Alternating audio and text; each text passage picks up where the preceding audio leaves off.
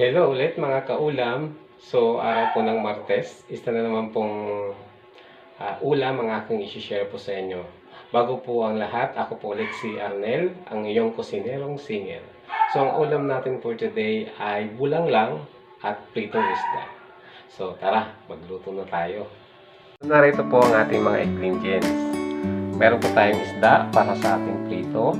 Sa atin naman pong bulanglang, meron po tayo ditong talbos ng kamote, kalabasa, okra, talong, at ang ating bawang, at meron din po tayong malunggay.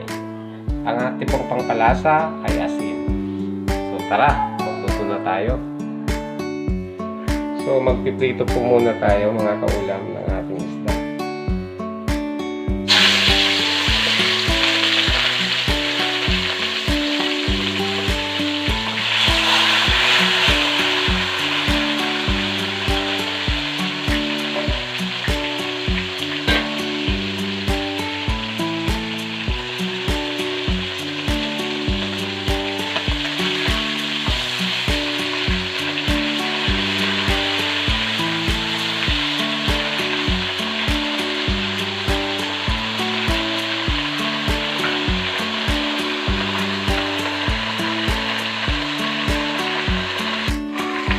So, ayan guys, luto na ang ating pritong isda.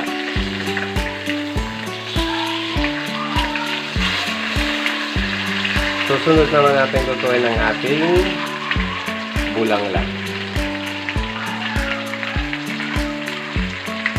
Guys, magluluto na tayo ng ating bulanglang. So, ang una lang po natin gagawin ay magpapakulo tayo ng ating tubig sa ating lutuan. And then, ilalagay po natin ang ating bawang at ang ating asin. So, kapag kumulo na yan, so ibabagsak na natin ang iba pang mga ingredients. So, ayan mga kaulam, kumukulo na ang ating sabaw. So, ilalagay na natin yung ating ibang ingredients. Lagyan na natin ang ating kalabasa.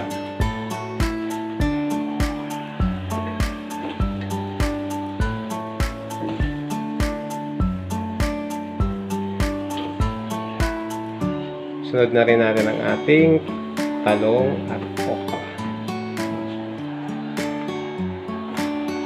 So, hayaan lang muna natin siyang kumulo at lumambot bago natin isunod ang ating malunggay at ang talbos ng kamote. So check natin guys kung medyo luto ng ating gulay. So isunod na natin ang ating malunggay.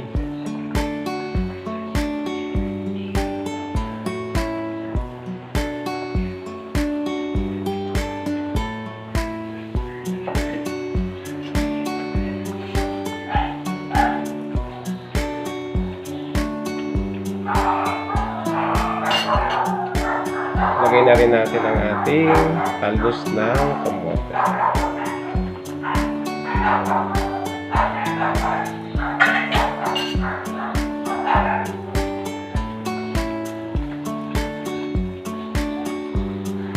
So, hayaan muna natin siyang maluto and then in a minute, ready to serve.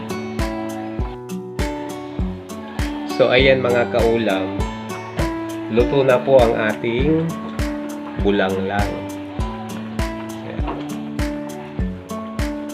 So, pwede ito sa mga nagda-diet.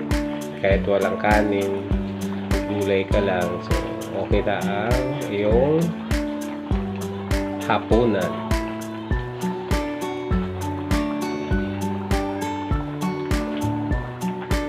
So, serve na tayo.